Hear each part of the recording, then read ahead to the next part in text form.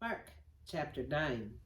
And he said to them, Assuredly I say to you that there are some standing here who will not taste death till they see the kingdom of God present with power. Now after 6 days, Jesus took Peter, James, and John and led them up on a high mountain apart by themselves, and he was transfigured before them. His clothes became shining, exceedingly white, like snow, such as no launder on earth can whiten them. And Elijah appeared to them with Moses, and they were talking with Jesus. Then Peter answered and said to Jesus, Rabbi, it is good for us to be here, and let us make 3 tabernacles, one for you, one for Moses, and one for Elijah. Because he did not know what to say, for they were greatly afraid.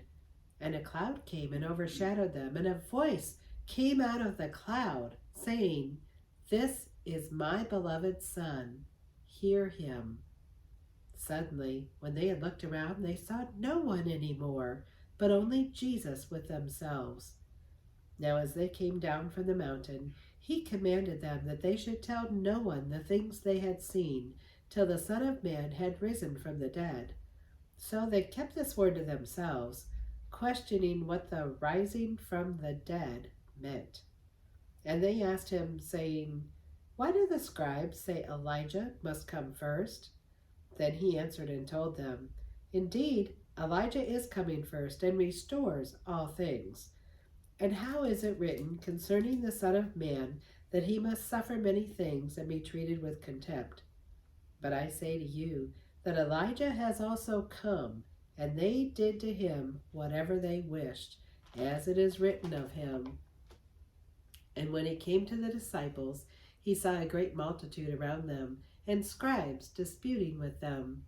Immediately when they saw him, all the people were greatly amazed, and running to him, greeted him. And he asked the scribes, What are you discussing with them? Then one of the crowd answered and said, Teacher, I brought you my son, who has a mute spirit. And wherever it seizes him, it throws him down. He foams at the mouth, gnashes his teeth, and becomes rigid. So I spoke to your disciples that they should cast it out, but they could not. He answered him and said, O faithless generation, how long shall I be with you? How long shall I bear with you? Bring him to me. Then they brought him to him. And when he saw him, immediately the spirit convulsed him, and he fell on the ground and wallowed, foaming at the mouth. So he asked his father, How long has this been happening to him? And he said, From childhood. And often he has thrown him both into the fire and into the water to destroy him. But if you can do anything, have compassion on us and help us. Jesus said to him, If you can believe, all things are possible to him who believes. Immediately the father of the child cried out and said with tears, Lord, I believe. Help my unbelief.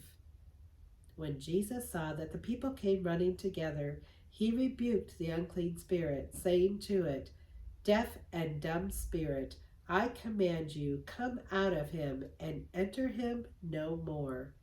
Then the spirit cried out, convulsed him greatly, and came out of him, and he became as one dead, so that many said, He is dead. But Jesus took him by the hand and lifted him up, and he arose. And when he had come into the house, his disciples asked him privately, Why could we not cast it out? So he said to them, This kind can come out by nothing but prayer and fasting. Then they departed from there and passed through Galilee, and he did not want anyone to know it. For he taught his disciples and said to them, The Son of Man is being betrayed into the hands of men, and they will kill him. And after he is killed, he will rise on the third day. But they did not understand this saying, and were afraid to ask him. Then he came to Capernaum, and when he was in the house, he asked them, What was it you disputed among yourselves on the road?